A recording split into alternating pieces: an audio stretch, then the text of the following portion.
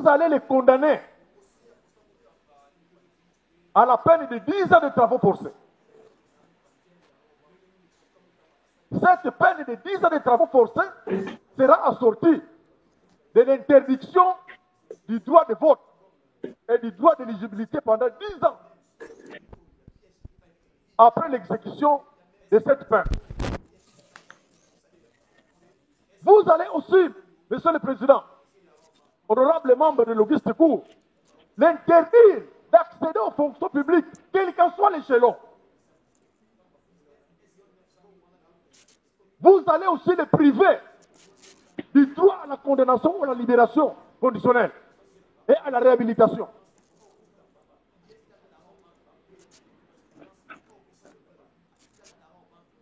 Vous allez aussi, Monsieur le Président, ordonner l'extournement intégral de la somme détournée.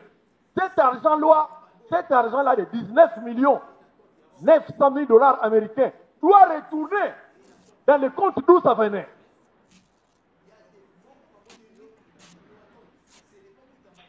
Si vous le faites, Monsieur le Président, honorable membre d'Auguste Cour, en mettant les frais de justice à sa charge, alors, justice sera faite.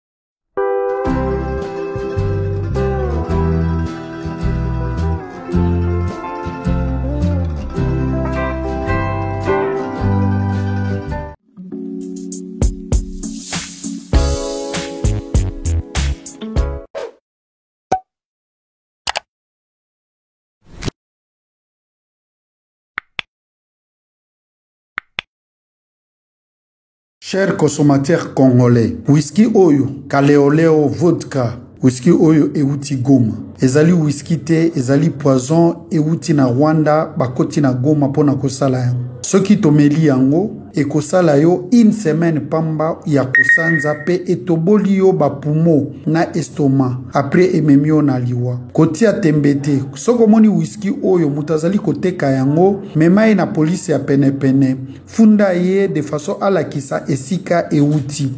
Bomela yango te, bo panza yango Kinshasa mobimba ezali poison.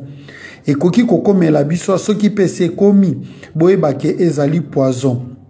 Oyo akomela to akoteka yango aluki aboma bandeko na ye komeka komela te ezali poison. Na beleli bino pote bokoka koyoka yango oyo azali na matoi ya koyoka ayoka. Merci.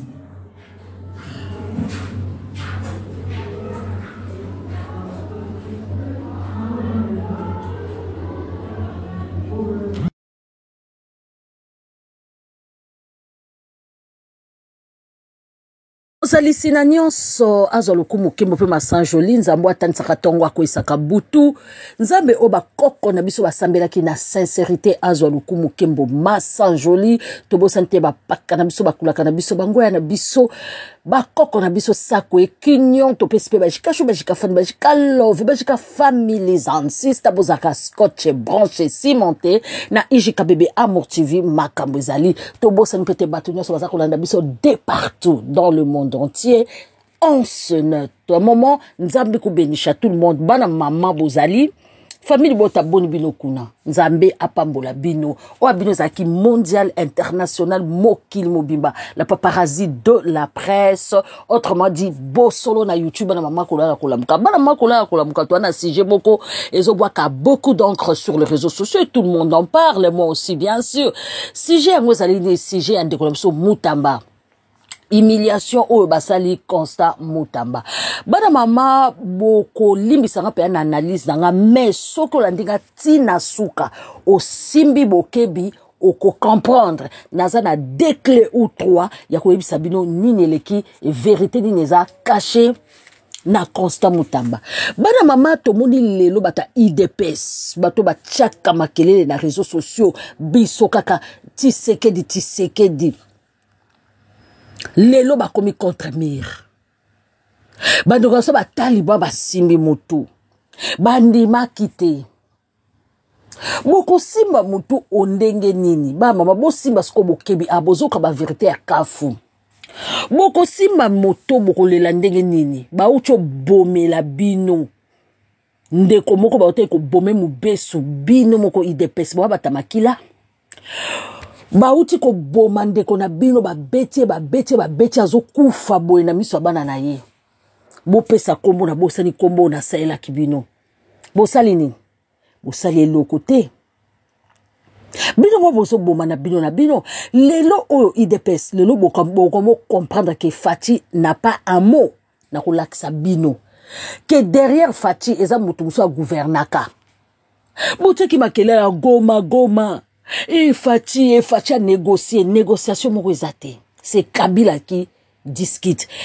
Nazong sinamno mwa sima. Bandeko wako simba boke bako yoka biye. Ako yoka nga malamu. Tozo nga mwa sima. Boyebi lisusu. Tchala mwana. Tango azaki na parti à Kabila. Azaki protégé. Boyebi yango très bien. Tango azaki Kabila kuta zayi na pouvoir te, hein? Kabila zayi na pouvoir te, bolandanga. Mais mutu nyoso asalelaka Kabila azaka protégé. Kabila zayi na pouvoir te. Mais tango ayembeli kaka, mukolo moko kaka, ayembeli Kabila. Ayembeli Tshisekedi babomai. Baosa Tshisekedi asala bino je atindika chakal. Yepa mosali na mboka ana. A président a mosali na mboka na bino bataliba boko lela tina suka. Yaki ko sala couverture papa Ngwanda Saloba. Ayaki de ko couvrir banguna.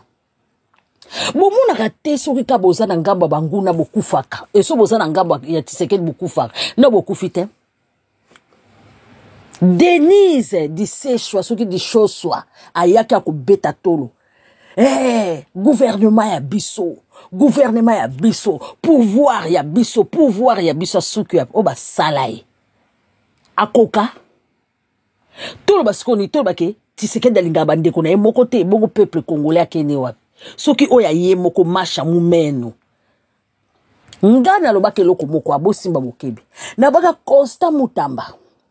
Oza un Constant Mutamba. Ndenge yozo boma bakuluna. Même ba occidentaux balobaki batu nyonso bazalaka na besoin to baki tongela bango ata bandana takaza baoteka bandako ti zwela bango ata mabele nyonso ya kinkole kuna botindaka bango na prison ezali centre ya rééducation mais le roi congolais ramuta sentiment boyokanga kutute bokenda aboma boyebi te na kati bakuluna na ba innocent bazalaki toza na mboka poto toza na mboka loi. Ata muto ya bomi président na mboka loi akoza na avocat akosamba avaba exécuter. Boyo kakangate. Na baka Mutamba oyo zo sala en présence ya bato. Yo zo boma miyibi eske bakuluna basili te. Yo zo boma bango bazo baka makaka. Ti bakotaka na bandako bato makila oyo zo tangisa. Pays moko te sala makambo wana. Kabila yaka Tshisekedi yaka sagani awanga kaye. Falaka zwa mayele. Tshisekedi awanga na ye alobi ngam na tindi Constant Mutamba to. Est-ce que bozo landanga oya zo landanga ko simba bokebi. Tshisekedi aya awanga na ye asukola maboko. Affaire wane continue ki susu. Nazana ba video awa pobo mona kelo ba taliba boko lela boko lela kaka ya kawana pona binote. Ya ye a battre la paix pona ye. L'homme vit que pour sa peau. Tshisekedi a sauvé pona ye. Ya koko akoiko kende en dehors ya makabila te. M23 ti lelo bazali. Bozo saka bako saleka. Bana maman, Constant Mutamba pe azaki pas Kabila. Tango azaki pas Kabila, Constant Mutamba azaki protégé. Batuno so bazaki pas ba Kabila bazaka protégé. Ba bibi kapinga wana, ba koka obuma bango te, ba bima inde po ba bimisa ibango. Ba Pierrot, ba bima Saint-Sauf po ba protéger ibango. Ozoyoka, sikoyo eloko mona oloba na bino bo simba bokebi awa. Bo simba penza bokebi awa. Constant Mutamba nazoti la bino video tango aloba kike azo mema Kabila na justice. Azo saisir ba bien Kabila nyonso. Boko mona bino moko wa ko simba bokebi nazo expliquer une fois pour toutes po mona sko bilili. Ye mutalobaki na ko saisir ba bien nyonso ya Kabila. Kabila na ko tia contre mire. Lobi na wale kaka sengi bolimbisi. Na sengi bolimbisi na Kabila. Bango balbaka bakanga Kabila. Poani babanda no ko kanga ko sakaje kinga kati te. Bosi boka pillage na kinga kati. To boko lela bata sentiment. Michou oya sala ke pas sila bisalo. Michou oya sala ke pas sila bisalo. Akufela kinan. Akufela papati. Michou oya comédienne ya sila bisalo. Akufela ki papati. Bomona nani kuna. Makinga zalaki. Bo bilo bolukisaka mutu Makinga ya vani na matanga place publique. Matanga la ayepe wana landi sila ti Makinga bimi. Bolukisa mbali ni Makinga yiwanati. Naebi ki bolukisa Joseph Kabila. Il paraît. Baluba bataliba bolukisa Joseph Kabila. Mais Joseph Kabila za musikata zaka na Congo wana na Goma. Boluka ba M23 ba na mboka mususu teo bokozwe la visa. Bazaka kawana na Kivu na Goma. Boke kanga banguti. Meso boke kama chroniqueuse, makomoko zangatina wana nde boke ko kanga o Maria Tumba to kange to tena justice. Bomoni siko ke asal rabino tindika chakal. Tozo tana bileli kala mingi te. Constant Mutamba. Ba aye ko mona ke lelo ba simbisi touche. Pourquoi? Parce que touchaki Kabila. Namboka na suboyi bakate Kabila za intouchable. Ba talibana ba sentiment na bango. Ba oba na ko lobela Tshisekedi lo ba gangi na ko lela. Boyo kanona tela bilo mwasi moko azoko lelawa. Ye mutapesa kombo afati beto oko lela yo na nani. Azako lela. Injustice. Est-ce que yazaka na musala? Tauba esa bino 15% azana fonction te. Azana fonction te. Osomona. Azana fonction te.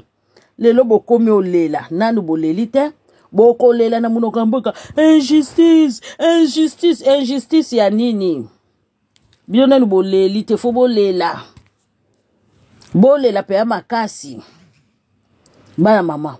Ba révélation ezali bo vanda na kabo simba bokebi nazo tia ko lela IDPS mama. Tangu ba yebisaka bino boko sutuka boko lamuka. Nanu bo lamuki te. Boko sutuka boko yeba ke bazaka na pouvoir te. Boko yeba ke Sandra o afinga kama présidente. Bagoka pouvoir na moya mutakala. Boyo kande ba olela. Soki mutu ameki alibatindi mutu atike mutakala. Baro baka la pouvoir mutakala. Na ba pasteur na ba bazoko boma pouvoir ya makila ba sanguinaire. Bolela. C'est humiliant de détruire le combat de Emery Lumumba. C'est quoi cette histoire? Lelo comme c'est humiliant.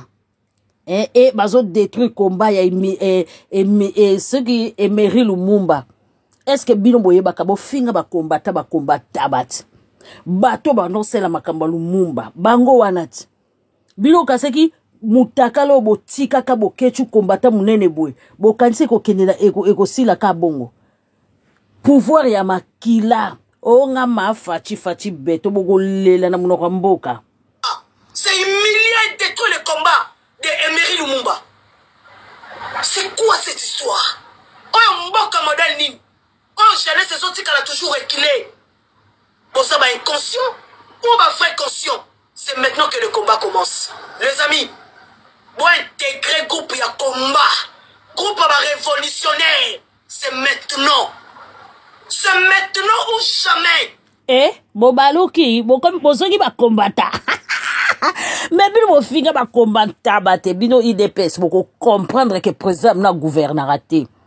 Boko comprendre ba lalisa bino pongi bazuka mwana mboka ba che étiquette. Ah, c'est maintenant que le combat commence. Et maintenant on la combat fachi beto. Mama e boko la bino batali ba pouvoir ya biso pouvoir bino sa ba Denise dit ses choix boko mo changer langage. Boyo ki choc hein. Kabila beti bino mbata mukolo alaksi bino ki asakana en esprit ya mutu na bino bochara muku antombolo. On ne va pas accepter même une minute d'humiliation encore de Constant Moutamba. Totali procès du début jusqu'à ce jour. Non, tout sauf ça. Vous ne pouvez pas nous présenter le ministre Constant Moutamba comme étant délinquant. Non. Non. Oui, aza délinquant. Aboma batu yakasaka yo sa justice. Justice basala bongote. Aboma bakuluna na ba innocent na kati to peki saka binoti. Batiaka bango place moko boye na centre ya rééducation. Bozo kanga bango bozo tondisa bango na kati bozu ataki nkole mobimba. Maluku bazo teka ngoti. Boke bo tchaka bango kuna ba détenu ya libela. Ba msusu ba samba bongo ba ko condamner ba msusu ata à mort. Sima bino bo verifia te batu ba samba te bo verifia te soki ba innocent bazalaki wana. Oyebite boyo ka langage mindele balbaka okoko se trouver place moko na mauvais moment. Au telemi place moko nzoka de yo za innocent e bakite. Bato beye basimisa bango ba touche. Aninga kita na avion boye e simbilanga mwana oko pardon. Nzoka ne na kusha mwana. Lo pipi na lo pipi. Bakangiye a se trouver na mauvais place ou bien mauvaise place au mauvais moment. A trouver na mauvaise place na do a koutani place wana telemaki do zaki cible na ye. Bal kanga kabato bongo bake basambisio batali mwana wana azaya yote nde bakoya ko bimisa innocent bino bozo boma toyo quelle justice wana ya homo Tshisekedi wanganaka tangu ba occidentaux ba telemi babi Congo bozo boma bandeko la bino bozo tala bino kwa bozala bino bataliba bolingana bino makila. Moi si kutazana no loko te pa na bino bo sabotaka bo finga ka batu to nyata bango na bakayansa bo komi nyatama. Constant Moutamba koti e boloko. Met Vital Camera yibaka bimi. Boko ye batindika chakal bolela na bisoto yoka. On refuse cela. On refuse. Qu'est-ce que Moutamba fait? Bayibi bana Congo, bayibi bambongo, bakimi na basaka bambongo, tous les jours basoki na bambongo, bokanga bangote, en aucun cas, en aucun jour, bobenga bango ba délinquant. Mais quelqu'un qui a servi le pays loyalement, et aujourd'hui, vous appelez ministre Constant Moutamba, vous le présentez comme un délinquant. Ah mais non, les amis, moi, ça m'a révolté. Je ne peux pas accepter cela, même pour une minute. Jamais. Moi, je défends le chef de l'État. Pas pour ne pas devenir bête ou idiote. Jamais. Ah, je défends les chefs de l'État pas pour devenir idiote ou imbécile. Tokokoloba. Te bino bo saki aveuglement, bo chargé te. Bino baki bino ba taliban, marcha moumeno, bo continuer. Boko sambwa, non bo sambwete. Jamais. Je refuse cela. Jamais. Je suis une vraie lionne, une guerrière. Personne, je dis. Personne. On va se battre jusqu'à la fin. C'est quoi cette histoire qui finisse même pas? C'est quoi ça? Oyo mboka nini? Mboka Fachi Beton. Développement à Congo, vous arrêtez. Vous voulez manipuler tout le monde. Moi, personne ne va me manipuler. Je suis consciente. Et je sais ce que je suis en train de dire. Je suis consciente. Trop, c'est trop. Ça fait 6 000 ans. Total Elimino. Dans le bientôt Tika. Justice à Mboka. Une justice malade. Avec des gens qui sont malades. Bon? Et alors, il y a auto. Vous voyez la dignité, personnalité. Est-ce que vous voyez combien coûte la dignité de quelqu'un? Mboka Oyo. Lorsque Oye atteinte à la dignité. Non mais ça coûte cher. Ça coûte très cher. Ça coûte très cher. Bino bato sepela ki dignité à papa mukolo oya azana banana ye. Oyo ezali a lobe la kamboka. Boketu oyake na ko seka. Oyebi lelo yebi pri ya dignité. Mama nanga ye likamuka ke zwabi nondebo lela boye. Lelo bino ba taliban boyebi lelo pri ya dignité. Bino ça la dignité depuis quand? Oh, je rêve ou quoi? Mama. Donc il batu mususu nde dignité na bango ezate. Tango bo bimisa ki mutakala Denise di se choix bana ne ba mona. Bino bo na dignité. Oh, boye ba rappel dignité ça coûte cher. Ya bolongo la batu dignité na bango lelo bo sambwe aza voyou. Vous devez d'ailleurs dédommager combat. C'est humilier et détruire le combat. Baleli na munoko mboka bandeko. Nzambala la kate tolbaki mabeo bino bozo sala na mokili oyo. Mutamba erreur ka sala ki kolongwe pa kabila koye pandeko na sentiment macha mumeno. Boko yeba constant mutamba zalaka nani. Azalaka ne kabiliste. Mutu nyonso a trahisa kabila azo trahir directement oyo ezali Fachi Beton. Bolingi botu bobo tatembe. Botala mukolo ye mutamba lobaki bazo confisquer ba bien ya Fachi. Et ba bien ya nani ya kabila. Et puis bokotala lisusu azongi bazongi sa na TV. Aya kusenga kabila pardon. Bas excuse ne ba Brazzaville balobaka. Lelo bo comprendre que ezaki 15%. 15% vous comprenez que vous avez pouvoir te. Bon leli est Denise di ses choix. Pouvoir ya biso ba nyama na fingi ba mama goma ndenge ba sala kabango c'est bien. Lelo akoma ko lela akoma contre pouvoir wana. Boko comprendre que ti seke da ya pour na peuple congolais te. Papa Ngwanda ase alubaki po ba proposer ka pe bango. Ba colonisation soki o wana kana lobby ayaki po a quitter sa peuple congolais à soutenir Oezali Kabila. Toluka Kagame me ya lia kapia milrana Kagame. Joseph Kabila va être poursuivi par la justice congolaise. Suite à la nouvelle de son arrivée à Goma, le ministre de la Justice, Constant Mutamba, a instruit l'auditeur général de l'armée congolaise et le procureur général près la Cour de cassation d'engager des poursuites judiciaires contre l'ancien président. Il lui est reproché de participer directement à l'agression menée par le mouvement AFC M23. Le ministre de la Justice a ordonné la saisie de l'ensemble de biens mobiliers et immobiliers de Joseph Kabila. Le communiqué précise également que des mesures de restriction de mouvement ont été prises à l'encontre de tous les membres et responsables du PPRD, le parti de Joseph Kabila. Par ailleurs, le gouvernement a suspendu les activités du parti politique de Joseph Kabila, le PPRD, sur toute l'étendue de la République.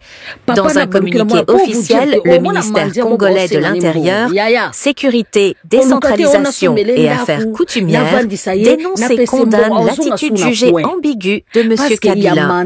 Il faut rappeler que depuis quelques semaines, des propriétés de Joseph Kabila ont été perquisitionnées. Le dernier cas au courant de la semaine. La fouille a été menée par une équipe conjointe de la détection militaire, des activités anti-patrie et de l'Agence nationale de renseignement. Ya mutu na bango ye moko ebi pourquoi lelo balukeli et soukele mabe boyoka pardon oya sengaki après avoir kolobaki azokanga Kabila pardon oya sengaki na Kabila mutasa longwana e pouvoir bana mama makambo eza tindika tchakal na bolelite ba taliban sentiment ya kensaka yeko Tshisekedi pour nzoka de Tshisekedi pe mosali lokola ye ana mutu apesa ke ba ordre mama Kingakati awuti kozala na matanga ya mwana ya sila comédienne ya sila Michou menda kwa Tshisekedi ezaka na Kingakati kunate Tshisekedi aza na pays moko te ko obokozwa visa po bokange ana Goma na RDC na Kinshasa Zaire bolukela ke wapi Constant osimbi no kaka touche donc ba ese bino 15% pouvoir izate pouvoir na bino mitakala ko keno ko bebisa ba via batu ko binisa ba film mutakala ya batu bino na ba pasteur boko kwea na mai bino na ba pasteur le Denis di Sechwa asu di choses so ka asuka wapi abaluke di binoti bozo mona te bino kande bozo servir masha mumenu me azo tika bino ate baluba keko so so botili bata bokoli oya bino bataliban so bolela biso to ana biso ne sengo te vraiment biso to zakuna te Constant Mutamba annule son communiqué de saisir les biens du président Joseph Kabila et demande pardon au nom du peuple congolais. Un petit mot à lui dans les commentaires et abonne-toi pour en savoir. Selon Bino, nani azongisaki Constant Mutamba po ki no senga pardon. Na TV ba bise zonga kuna na TV. Yo ki ko défier Kabila. Ba bise zonga na TV ki senga pardon mbangu. Mais Vital Kamerhe zawana ayiba mbongo. Mais tato ba bimisie boy. Ayibi mbongo avandika muke ba bimisie ba pesi mba mo fonction. Boko ndima ba taliban mutu nyonso atusha Kabila na Kongo wana. Asuka kaka mabe. Boko ndima kezaki tindika chakal Vital tindika chakal basala rabino. Vital Kamerhe azawana.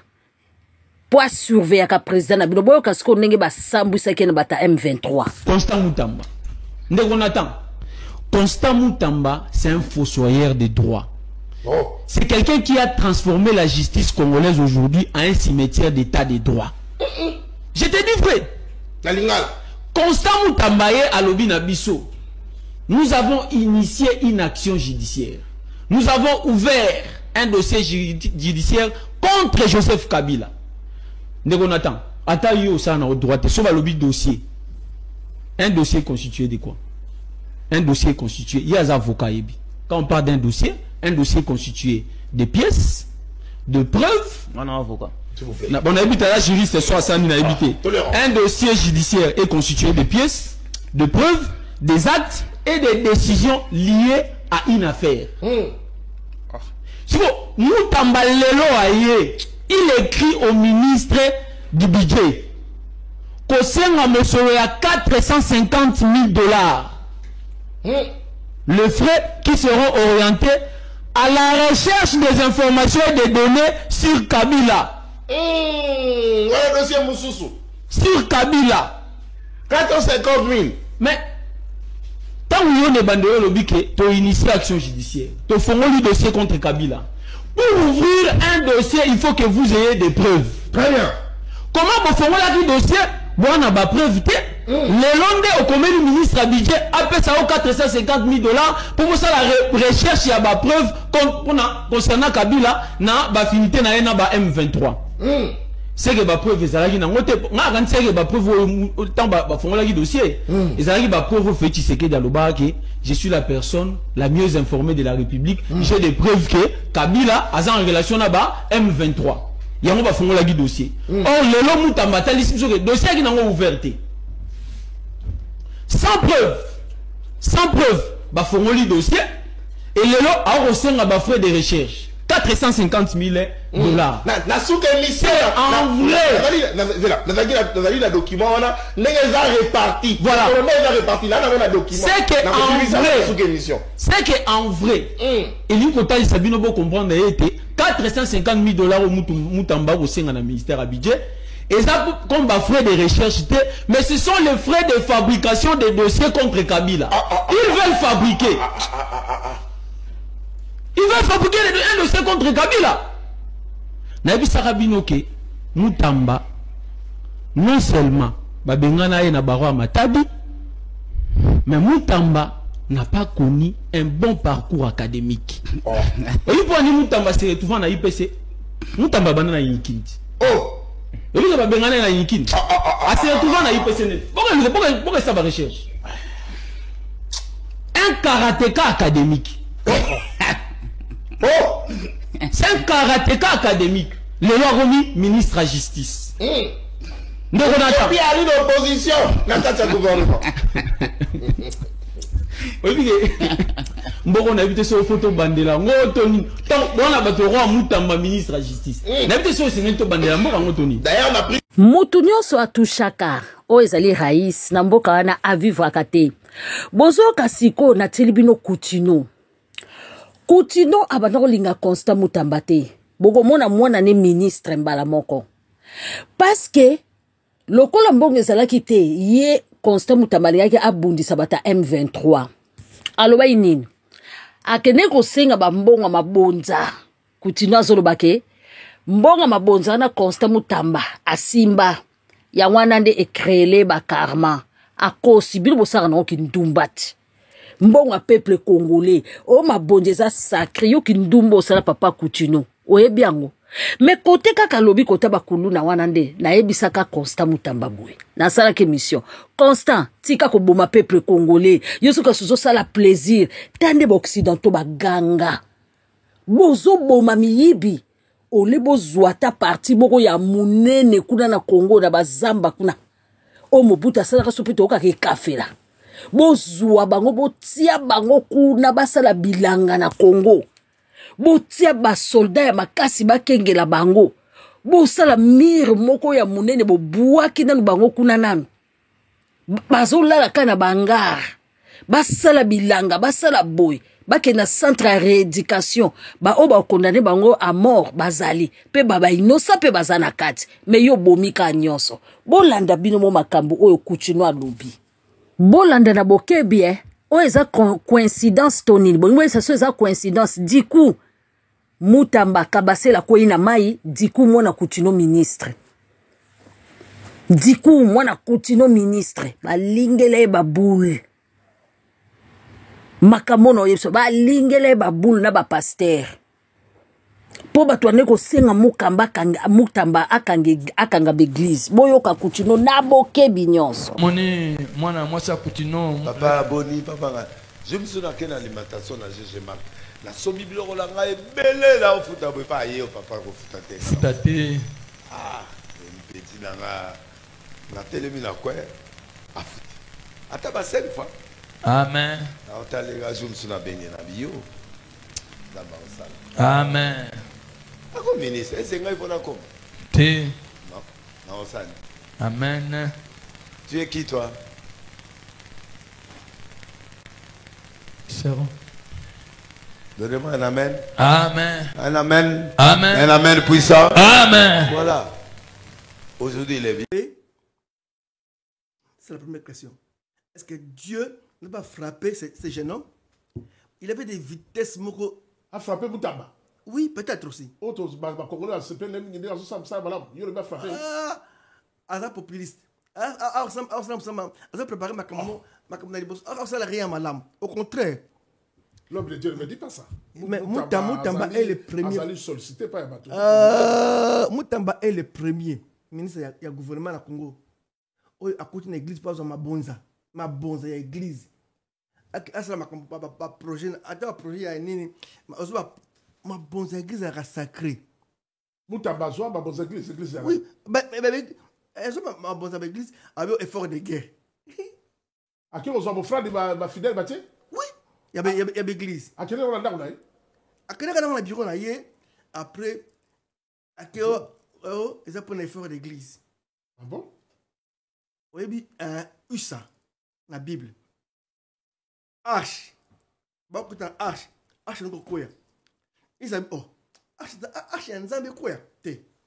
Aka simbi yango. Puis, quoi. A simbi arche. C'était une bonne action. Très bonne action. Arche quoi. Nzambi, quoi?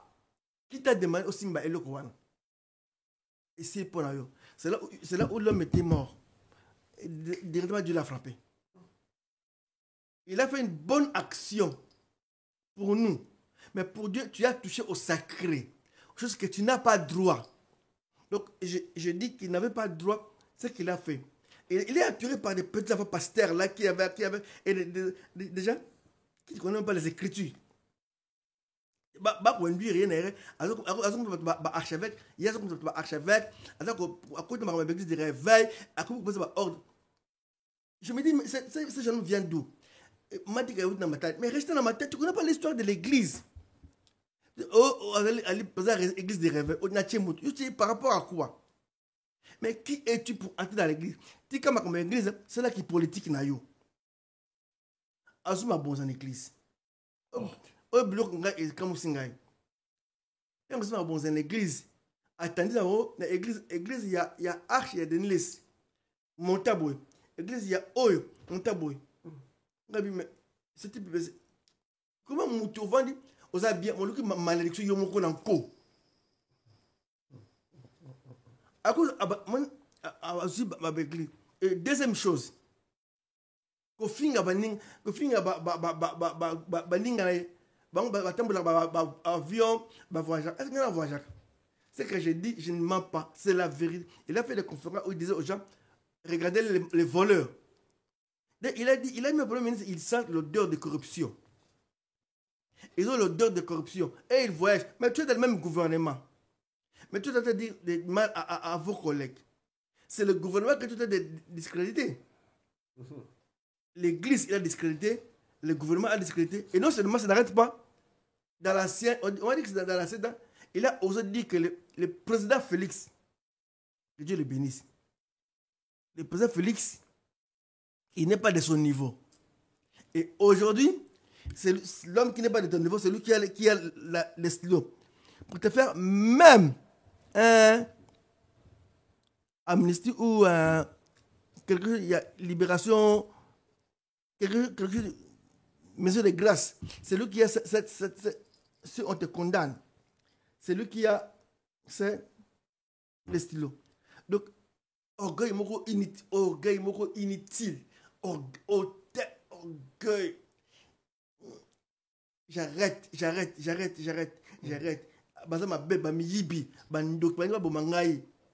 Est-ce que ce n'est pas Dieu qui l'a puni? On peut mentir les hommes, on ne peut pas mentir Dieu. Et la conscience. Alex a dit superstar. Il tue les colonnes. Il tue les colonnes. Et moi, j'aimerais même qu'on aille très loin. Frère, les colonnes qu'on a tuées, on a tué en collectif. Le pasteur de Bakuluna, ce que lobby le lobby, Makabo Bakuluna, Ndego Babomaki Bango Yozali ko sepelate, ngala ko bon quoi to continue contradictoire parce que Bakuluna Babomi ba te belé. Pour la nini soki balingo boma bango, bozali ko permettre ma boma bango te. Bango Babomi peut ba te belé. Oui. Là je dis est-ce que le parlement je me dis est-ce que le parlement est d'accord? Ça c'est mon problème mon problème. Tu ne peux pas diriger un pays par tes pensées au lali au lotindoto. Nous sommes un État. Il y a le Parlement. Je vais condamner, je vais tuer. Bon, c'est beau. Il y a Mobutu. Pendant que Bakimba, ça lui a créé des sérieux problèmes. Allez, ça, les retours étaient très dangereux. Mais c'était, à la vue, c'était normal. Côté mabonza tokozwa te wana eza mbongo peuple congolais. Bana mama baishika shu baishika fan baishika love baishika famille za insista bobeta no maishika mino maboko. Pona sagesse, moi maboko muki. Na lobaki nini babomaka mutu ya mutute un être humain loko baboma nyama. Ata nyama kutu ba musulman balobaka ta halal ba lobby. Na baki loko constant mutambazo sala lelo to ki ba révélation ke Mobutu pe apondaka bato asuka kawapi et même maka malédiction makasi pona kati ya bato wana lokola ba sambité ba innocent ba na kati et makila ba innocent eganga makasi mezaki réseaux sociaux so ba pesa nga mu Congo ba boyi koyoka yango na baka la voix du peuple, la voix de Dieu, mais la voix mosusu ya peuple ezaka la voix de Dieu tete parce que Dieu est seul azora ba décision na est seul liko mosusu muto lo babina sa minorité ou bien minoritaire mais yende azo ba mambo solo bokeba na lo baba ba dirigeant mboka na biso ezaka ba tebete ka mutu moko président za ka moko roi ka moko bazo diriger bato belé tout le coup na bato bokeba lelo makila ba innocent mususu nde kweli mutu mutamba boyoki mutamba ba vitesse o yazalaki nango bolingo yokanga te pona mawaye bo abata ba émotion mais ba vitesse oyo mutamba zalaki nango azoye bateka azobunda na ba grand ebele ba sorcier bandakala mutamba eza cop ya ba président ye mokazana kati eza cop po azineka revese bango nyonso eza cop ya basali na nzambe ya lokuta boyebi bango ti. Et puis Moutamba, babande ko banga na akoya ko koma président.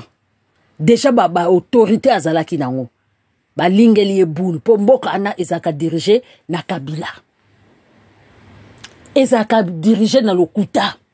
Muto siko ba chaye wana jouer rôle la lokuta wana sara ba tutinika chakal ezaka ka président ba taliba oba ba kumisaka. Bana mama eza sombele suka na bisanga. Yango zo mona bata Kabila. O Pierrot Louara abandeki ko benga ye inconstant Mutamba inconscient Mutamba ayebeke asa inconscient bebeke asi je nomme est inconscient soka yebaka anga sama kamne malembe ti ayeko botola ta pouvoir mais azaki na ba vitesse pourquoi azaki peso na basi ebele Amiche vine na danger aleki mbeka ya baguru ba olia mbongo ya linga exemple yongo botola musuni na nini ya Lyon na munoko Lyon a raté ote yope musuni olingo botola musuni na munoko Lyon a raté ote falaka ki na stratégie de malembe Mutamba zalaka nani azaka kabiliste tolanda Koyagia le disait toujours à Lobby, un homme politique tant qu'il n'est pas mort il n'est pas fini. Donc, quand on que le président Kabila ndenga vandine na kinga katina e kimia atala kaza zoba, azazoba te. Hein? Quel est l'esprit kabiliste? L'esprit kabiliste, pour nous, c'est un esprit souverainiste, panafricaniste, nationaliste. Ben, vous savez, nous, de la DIPRO, nous croyons en la philosophie kabiliste. Vous êtes toujours du FCC qui est fondée sur le souverainisme. Vous êtes toujours du FCC. Kabila est une philosophie. Kabila devrait être perçu au-delà de son espace régional. Ça veut dire les Katanga. Kabila devait être perçu au-delà de son parti politique, au-delà de son camp politique. Un personnage comme celui-là qui a réussi à moins de 50 ans à offrir au peuple congolais cet héritage républicain historique, je pense qu'il mérite d'être placé au Panthéon. Et pour nous, il ne faudrait pas descendre de Kabila au niveau du débat partisan. Nous, ces lieutenants, nous qui croyons en la philosophie kabilisme, nous pouvons avoir des divergences des vues. Constant Mutamba, Conseil supérieur à magistrature, Assemblée nationale, gouvernement. Point commun entre Bato Misat et Zainini, Bazaba Miibi, deuxièmement, ce sont des vieux. Différence entre Baro Misat et Constant Mutamba Zali. Constant Mutamba, c'est un jeune, intègre et honnête. Guerre et Bandouab, Constant Mutamba a proposé ma réforme. Ma réforme a proposé Conseil supérieur à magistrature, Assemblée nationale, gouvernement, ministre va se sentir à danger. Dans la réforme, on a à mettre en place au Bengaka numérisation des circuits financiers pour nos recettes judiciaires. Vous savez que à l'époque, mbongo yaba nyonso bande ko futa mana maboko yaba mbongo pas été bande ko mona. Par conséquent, la mise en place de ces systèmes yaba réforme wana et salut que augmentation de recettes judiciaires l'état comme mona mbongo. Bateau déjà va se sentir non pas à danger. Deuxièmement, nous le savons tous, je rappelle que justice est malade lelo et à cause yaba vieux ou yaba magistrat ou bazali on est BBC justice nabiso. Pourquoi? Parce que pesa qui ont tellement pouvoir ébeler dans la constitution actuelle. Constant Mutamba sengi va diminuer pouvoir nabango. Va se sentir baza à danger. Concernant gouvernement, ministre, détourner, miyibi. Constant Mutamba proposé na réforme peine de mort contre batunyo so détournera mbongo ya l'état. membre du gouvernement, Bamiyibi va se sentir à danger. Assemblée nationale, parce que les députés de Bazakuna, du fait que Baliak ensemble, les ministres, on peut pas se sentir non, à danger. Alors, et ça dit que Conseil supérieur, la magistrature, les députés, les ministres, les loko la bango nyonso baza likita moko ba non ba réforme muto ezo menacer biso ba sangani pour ba combattre Constant Mutamba. Schématiquement, nous voyons que Constant Mutamba est combattu par 3 organes, 3 contre 1. C'est là où ces gens se trompent en pensant que Constant Mutamba est seul, isolé. Non, détrompez-vous. Constant Mutamba n'est pas seul. La jeunesse congolaise est avec Constant Mutamba et derrière Constant Mutamba. Bon, écoutons ça d'abord. Suivant. Ceux qui aux alliés pour gérer service public peuvent être mbongo les amis à yoté à famille à yoté à tata à yopé.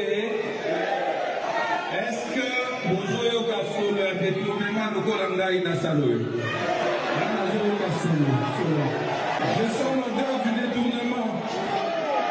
Je sens l'odeur de quoi? L'odeur de quoi? Solo ya mwibi ya mbongo ya l'État.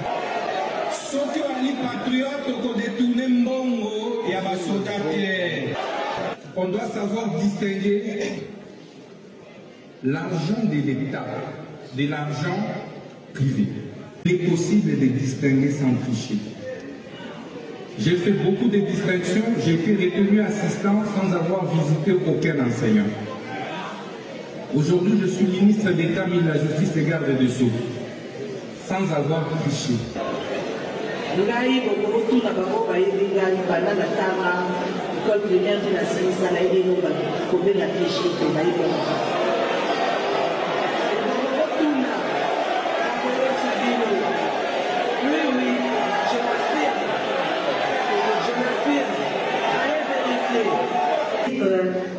Ministre d'État et justice à l'objet de l'occasion.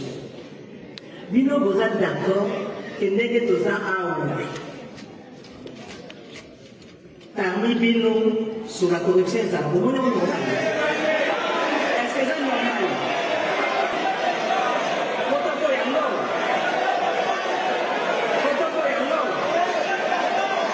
Ok. Donc,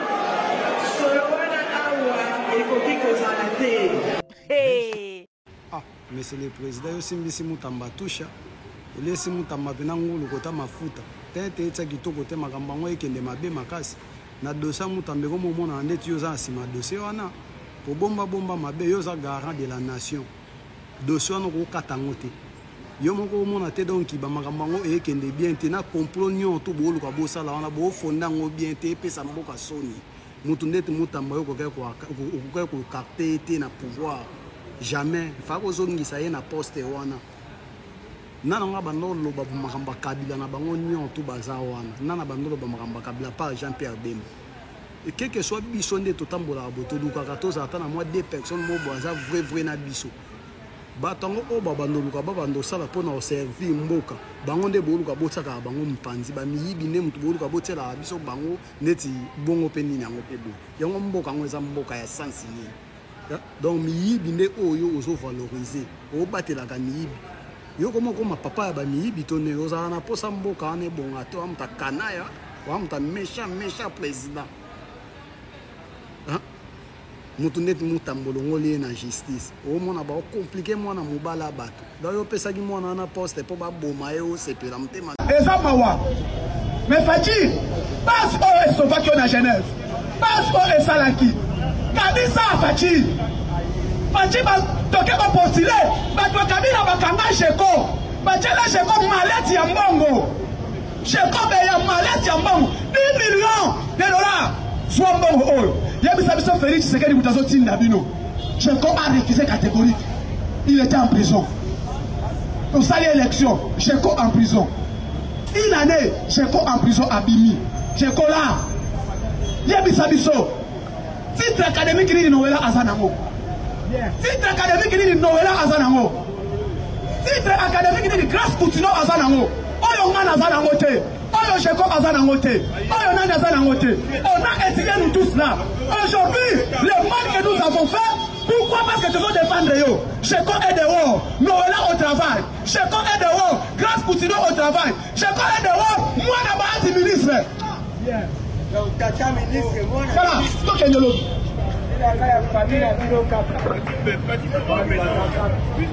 talelanga inconscient oyo ya bataliban bobaki masha mumena bolela kuna c'est Kabila qui dirige inconscient. Décembre, gouvernement Ogokwé.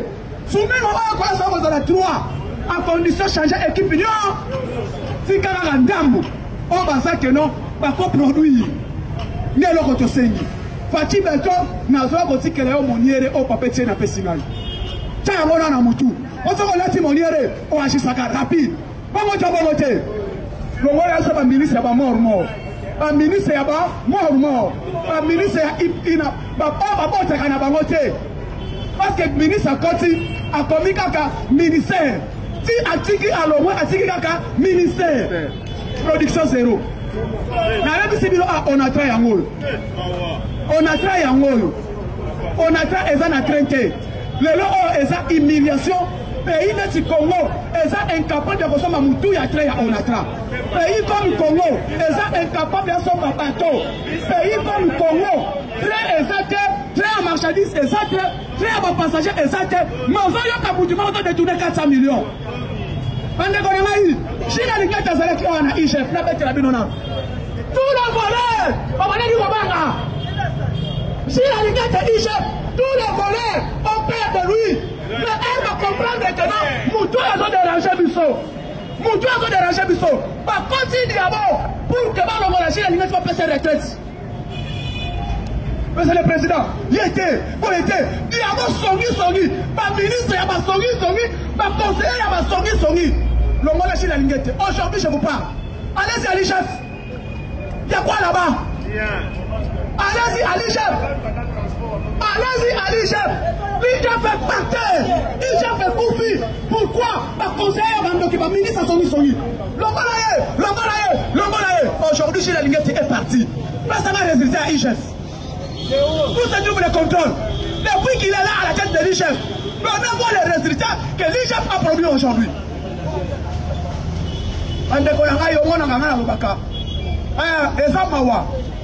Mais Fati, c'est la première question. Est-ce que Dieu ne va frapper ces jeunes hommes? Il avait des vitesses moko. A frappé Moutamba? Oui, peut-être aussi. Ah, populiste. Préparer ma rien malam. Au contraire. L'homme de Dieu ne me dit pas ça. Mais Moutamba est le premier. Moutamba est le premier ministre du gouvernement du Congo. À côté de l'église, pas ma bonza. Ma bonza, il y a l'église.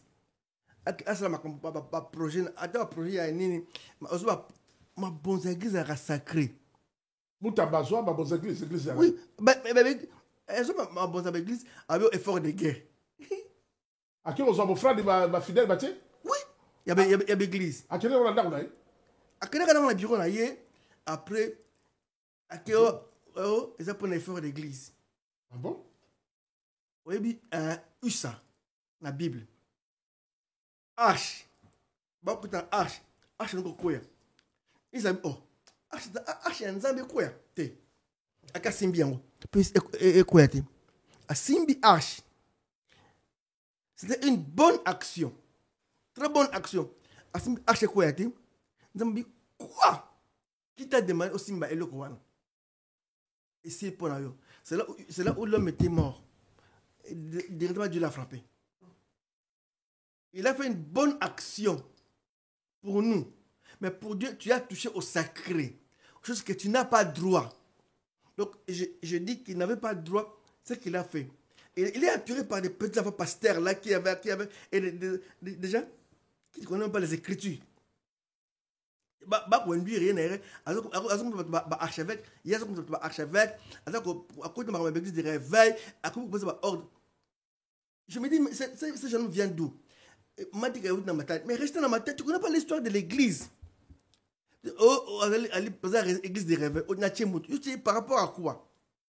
Mais qui es-tu pour entrer dans l'église? Tu comme l'église, c'est là qui est politique.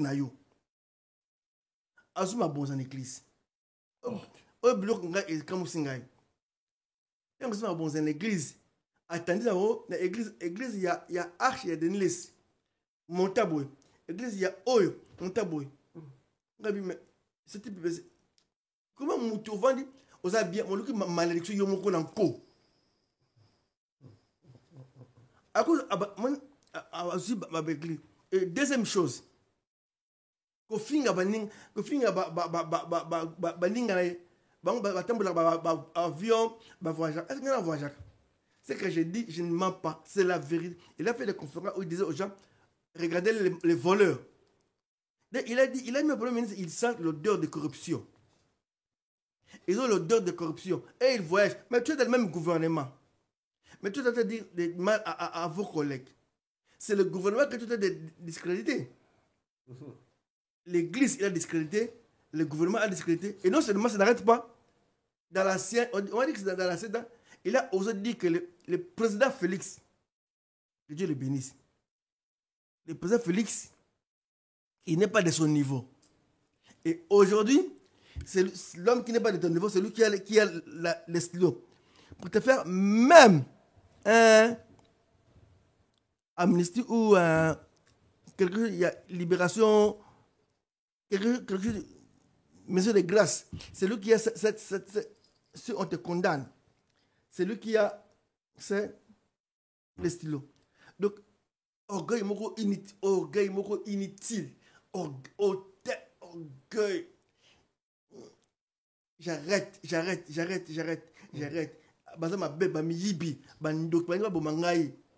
Est-ce que ce n'est pas Dieu qui l'a puni? On peut mentir les hommes, on ne peut pas mentir Dieu.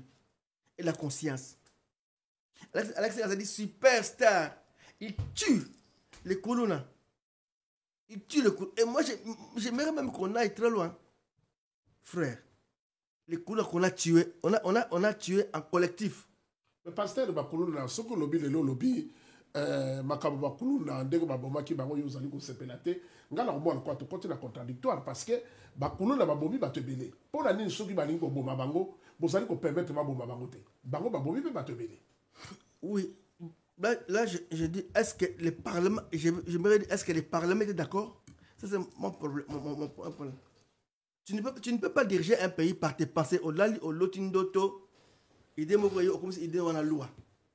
Nous sommes un État. Il y a les parlements, je vais condamner, je vais tuer. Bon, c'est beau. Il y a Mobutu. Bakimba.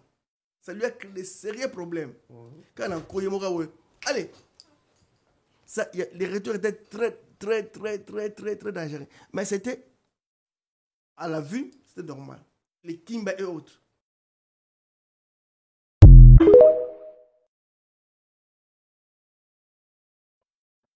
Na lobby, je pèse mes paroles.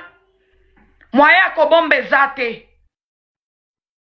Je pèse mes paroles. Moya kobombe zate. Na bokondima maloba nanga. Mutamba soki lelo procès à lelo. Azongi ndaku. Deuxième procès à kozonga ndaku te. Bao condamné Mutamba 5 ans de prison. Je pèse mes paroles. No pèse parole nanga. Bozo kanga bien. Botika kotia ba image ya kolela. Vraiment botika kotia ba image ya kolela. Moi-même naeka kapona ya. Naeka kapona mais je suis déçu. Kasi soki nzambe azana lola. Si Dieu existe, Mutamba kozala libéré. Pona maboko na bino. Pona maboko ya tia kotika image ya kolela. Pona maboko na bino. Ndenge bosi bo planifié ba condamné Mutamba lelo 5 ans de prison. Kasi soki nzambe alola azana Israël akoganye. Plan zaboy 53 Congolais batu ya France boyo kanga 53 Congolais na 73 Rwandais na 7 autorités français bakutanaki 3 jours passés na Paris meeting. Bakutanaki 3 jours passés na Paris. adresse na bimisi na sorti ya métro 7 ville gif na France na gare nazobimisa adresse bien zela awa place bato bakutanaki boyokanga bien place bato bakendaki réunion mpo ya Constant Mutamba bazalaki 73 Rwandais 53 Congolais 4 autorités ya France. La famille tika kotia image ya kolela. Adresse eza na sorti ya métro 7 ville juif, soki ville juif na gare na 10e couloir na parcelle à gauche nde place bakutanaki place bakendaki réunion 73 Rwandais 53 Congolais 73 Rwandais na métro adresse eza na sorti ya métro 7 na ville juif soki ville juif na gare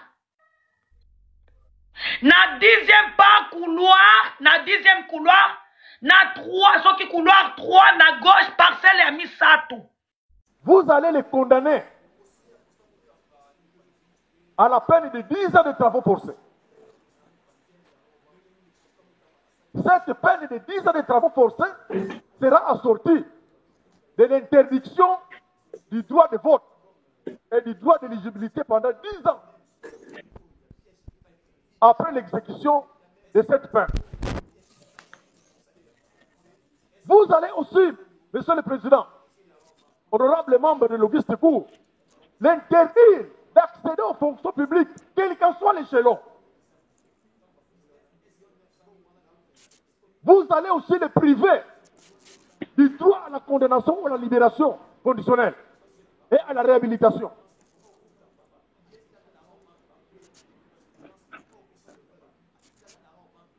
Vous allez aussi, Monsieur le Président, ordonner l'extournement intégral de la somme détournée.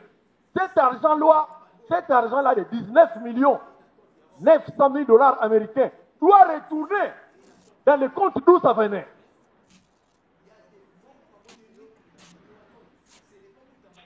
Si vous le faites, Monsieur le Président, honorable membre d'Auguste Cour,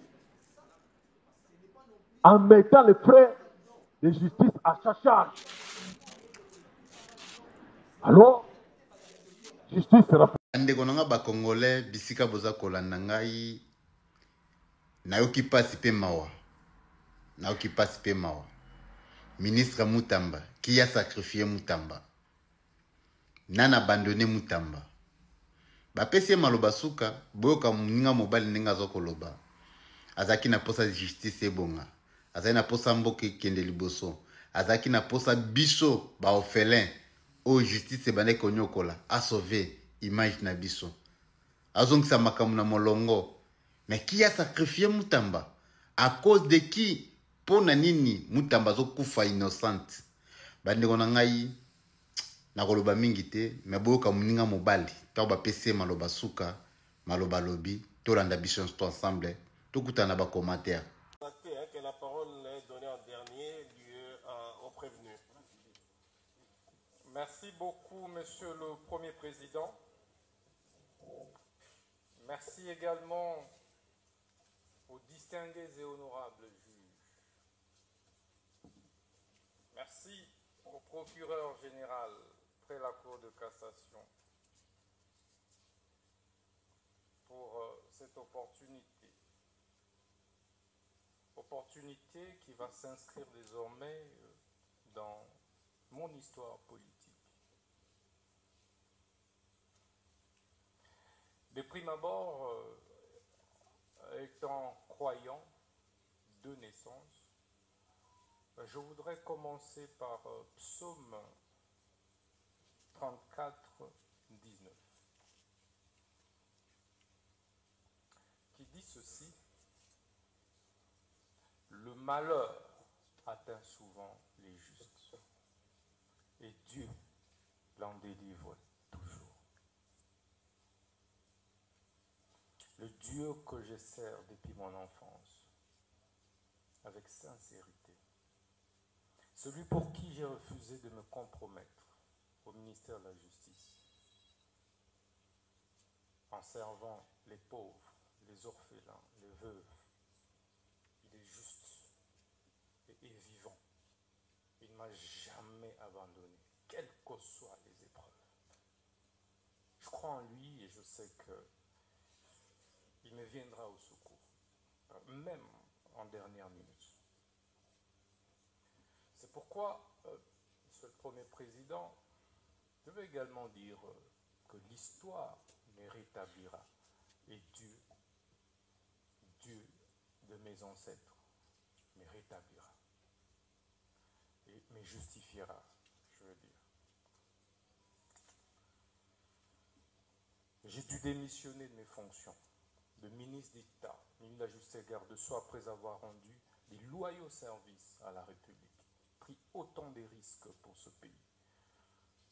Face à une guerre d'agression qui était pendante, où tout le monde a lâché, j'ai tenu bon et prêt à donner de ma vie pour cette République.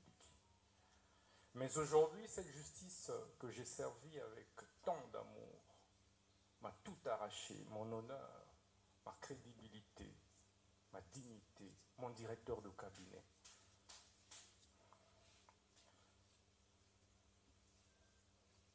Mais il y a un adage, un dicton russe qui dit que ceux dont le destin définit pendu ne se noient pas.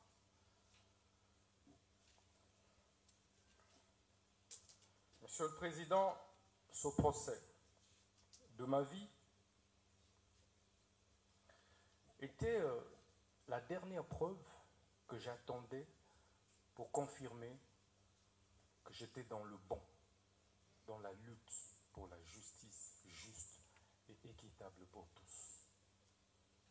Ça ne me serait pas arrivé, je douterais de moi et de la lutte que j'ai menée depuis l'école, où j'ai créé, alors que je n'avais que 15 ans, l'association de lutte contre la tricherie. Et à l'université protestante au Congo, j'ai créé l'association de lutte contre les antivaleurs, président des étudiants. Je me suis opposé à toutes les antivaleurs, et de manière farouche, qui m'avait valu pour la première fois de reprendre en deuxième session, alors que j'avais distingué. Et je payais ce prix avec honneur. Au ministère de la Justice, je subis la même injustice. Alors que je voulais faire mon travail correctement, redresser les choses, pour le bien de tous, le bien du pays et des générations futures. C'est pourquoi ce procès est historique. Historique, Monsieur le Premier Président, parce que il me rappelle autant d'autres procès historiques, notamment celui de Patrice Emery Lumumba, dont je suis la réincarnation. En 1956, pratiquement au même âge, il avait été condamné à 1 an d'emprisonnement pour détournement des deniers publics. Mais quelques années plus tard, il sera notre héros national. Ça me fait également penser au procès de Fidel Castro, un de mes idoles, vers les années 51, où il prononça les discours les plus historiques, l'histoire m'acquittera. Quelques années plus tard, il prit le pouvoir et il reste aujourd'hui les héros de Cuba. Ça me fait également penser au procès de Lula da Silva, et ça c'est le plus récent. Ancien président brésilien, mais jugé, condamné pour corruption. Et ça, c'est en 2017. Au sortir de la prison, il a été président de la République.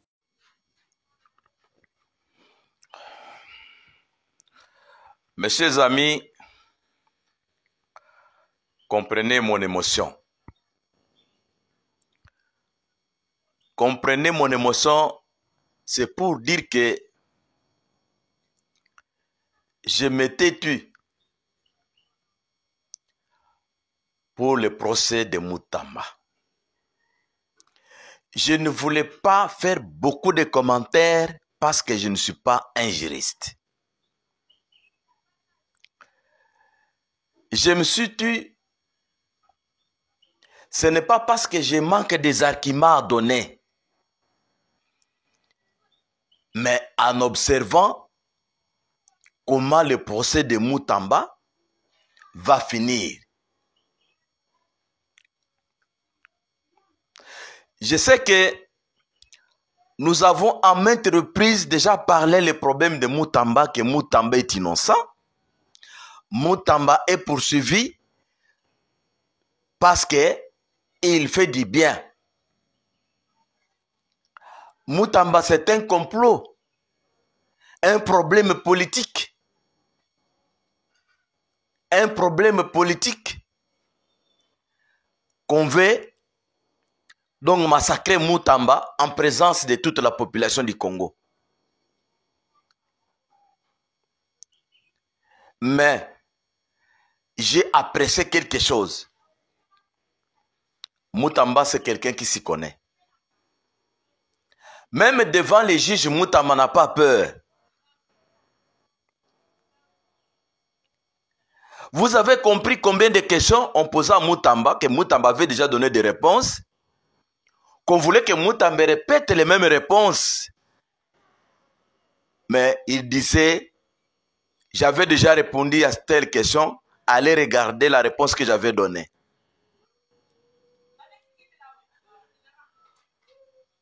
Enfin,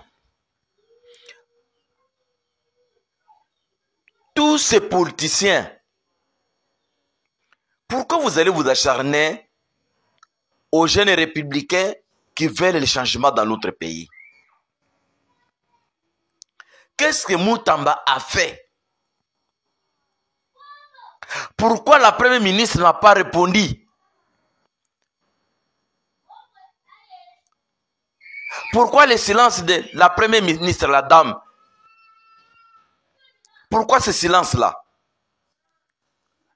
Bandeko, toyebi ndenge dossier ya Moutamba ezokende, mais ezopesa biso kanda makasi peuple congolais à se peliter, parce que donc on va s'acharner sur un garçon, jeune garçon, mais qui milite vraiment pour le pays, pour remettre le pays sur le rail. Mais ozomona batata mobimba, bakoko, donc ils vont s'acharner sur un jeune garçon. Lelo, bozo benda dossier à Moutamba, on dirait il y a 100 jours, il y a 57 millions. Mais bozo n'a pas prévenu ce bobengi ministre, ex-ministre Rose Mutombo. Elle vous a dit la même chose. Bobengi ba expert, ba ebisibino ke bon, infraction exate. Moutamba lobaki au début des procès a touché ata 1 franc na mbongo wana te. Tozozela le 13 parce que biso population tokozala wana. Tozozela le 13 toyeba. Donc procès à Moutamba, verdict ezanini. Papa, tolingi soulèvement te. Tolingi bo provoquer biso te pona Moutamba parce que problème ya Moutamba, donc ezo touché biso nyonso ba Congolais. Complot ya bino ba Rwandais. Ndenge ne bakokanga Moutamba, donc ba Rwandais bazo sepele pa na bango na bazo mela ba champagne. Boni ba Rwandais nyonso M23 kuna bazo sepela po bakangi Moutamba.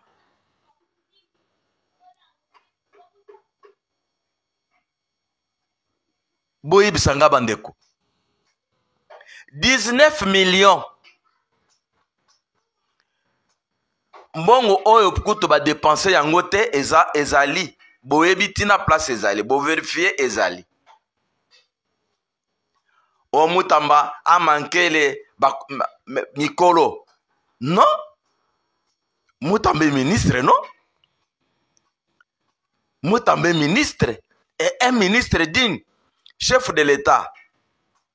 Chef de l'État. Tolengi waya kolobateke. Nazanga ki ata 15 personnes basalisa yo. Mutamba est innocent. Ozomwana ndenge bazomema justice ya Mutamba. Nyoso wana po bakuluwe Mutamba. Bakotsa Mutamba na prison. Chef de l'État oza wapi. Bato bakomo koloba non. Chef de l'État ayebi likambo oyo. Ayebi ndenge bakangi Mutamba. Mais naza contre ça. Naza contre ça. Chef de l'État Mutamba sali nini ya mabe. Po atongela bato ba prison. Orozu Mutamba alobaki nini? Po na prison ya Sake. Ayaki na problème wana na ministère na conseil des ministres te. Bon, procédure nyonso wana Mutamba sali yango te. En tout cas, félicitations. Constant Mutamba na ba réponse au PC. En tout cas, na sepeli. Ozama na mobali. Lumumba. C'est ça un héros. Abonné na nga moka lobaki ke. C'est ça les héros. Ba héros bangoyo. Bino bolingi bo sacrifier Mutamba. Pour 19 millions. Mais 400 millions. Il y a forage. 200 millions. Il y a Bukangalons. Et Koufeli Mbate. Et Koufeli Moutouté. Batata Mobimba. Ba magistrat, ba procureur. Bo vendeli dossier à Mutamba. Bo epona nini papa. Mutamba za ministre. Lelo lobi ya koza ministre te. Et lo koni ni bino bolingi. Bozo reproche na Mutamba sali ya mabe. Atongela bato ba prison. En tout cas, naza na makambo ebele ya koloba na dossier ya Mutamba. Nazozela suka procès. Naza na makambo ya koloba. Eza la président de l'Assemblée nationale inclus dans ce dossier avec 4 millions de dollars au pesa na justice. Ngamutu na lobité. Koto na nga pété parce que Eyokani, tout le monde connaît. Papa Mvonde. Mutamba, lokola mwana na yo. Camarade ya mwana na yo. Likamunini na Mutamba. Likamunini na Mutamba. Mutamba sali nini. C'est un ministre qui a respecté la justice. Et puis la justice élève une nation. Il faut un élément pareil. Chef de l'État, ce qui Mutamba qui est prison, to éviter. Confiance à la population na yo et ko diminuer makasi. Wana nga mutu na zoloba. Parce que to ebi ke Mutamba sa ilisio makasi, toka nga ba miyibi nyonso oyo. Lelo Amerika ko yana mongo ebele. Ko investir na mboka oyo. Mais ce que bakangi Mutamba mutu nani akosalisa yo. Il faut revoir le dossier à Mutamba. Mutamba doit récupérer sa place. Il est toujours ministre de la justice. Bande Kobola Ike, Nazana Makambo Kolobe Bele na Kolobango. Mettant fait défaut. Nazana Makambo a dossier à Mutamba na lobité na Boyaki Koloba parce que je me réserve, je ne suis pas un juriste. Mais Nazana a un élément très convaincant. En tout cas, merci et bonne journée. Azomona ke bata maboma ebele baza peza kota ba Taliban Constant Mutamba salisi na nini oh alinaka reverser compte na ye kazara présidente yo kasi tiseke de kovanda ona po Constant Mutamba ya ko reverser oh bibe bokamusa mukile ti lelo ba Taliban bazaka ba inconscient bande ko to landa kaka somo conseil ya Constant Mutamba ministère public alobi 10 ans de prison, il y a travaux publics, inéligibilité, bande de combat congolais, pour comprendre ce qu'on peut se commis. Pour nous, Makambotali, Costa Moutamba. Et bien, ici, Costa Moutamba, ça 19 millions. Alors que 19 millions, il y a Simbate. Oh, alors ça, on a la position initiale. Mais, nous, on est vraiment, ils ont concerné Bissoté. Pourquoi ils ont concerné Bissoté? C'est parce que, à une bonne modalité. Par contre, il y a une tentative, ce qui est vrai, à une bonne modalité. Bon, moi, les dans la caisse. Mais donc, donc, vous voulez dire que, si je peux, ministre, on a mis, éviter, Babouka peut procéder à mon côté. C'est ça. Mais nous avons vu quoi? Tomoni, Ndenge, la justice, l'appareil judiciaire et la délit exécutif. Ils ne savent pas que mon a piégé par nous. Le lot, c'est l'appareil judiciaire, où il a dit l'exécutif. Mais l'habitant où l'exécutif peut l'appareil judiciaire, des juges, les magistrats, les procureurs peuvent comprendre. Parce que le pouvoir doit arrêter le pouvoir. L'homme peut nous attendre là-bas. Même ce qui dit que Constant Moutamba a la ligne traité pour les bons bizarres. Si je Constant Moutamba, beaucoup de monde n'a pas posé. Parce que les magistrats n'ont pas intouchable, n'a pas procuré. L'homme de Gozala, tout là-bas. Constant Moutamba annule son communiqué de saisir les biens du président Joseph Kabila et demande pardon au nom du peuple congolais. Un petit mot à lui dans les commentaires et abonne-toi pour en... Taliban ba inconscient. Baza brisé oh. Baza brisé oh. Seigneur pesa bango la force oh. Masha mumenu na bango ake oh. Bo finga nga depuis commune. Boy n'a depuis commune nini, depuis pays nini, depuis continent nini. Baza choqué oh, bazole là oh. Seigneur donne bango ba, Seigneur pesa bango ma kasi oh. Macha men na bango ake oh. Béton lobby a fouiné dans le passé. Oto luka gaga beton luka lobby au bona béton zuliana kagami. Aomela. O ba Rwanda baba ndiro na bino. Moi choqué depuis continent nini. Ba Taliban, bokonjima sabino.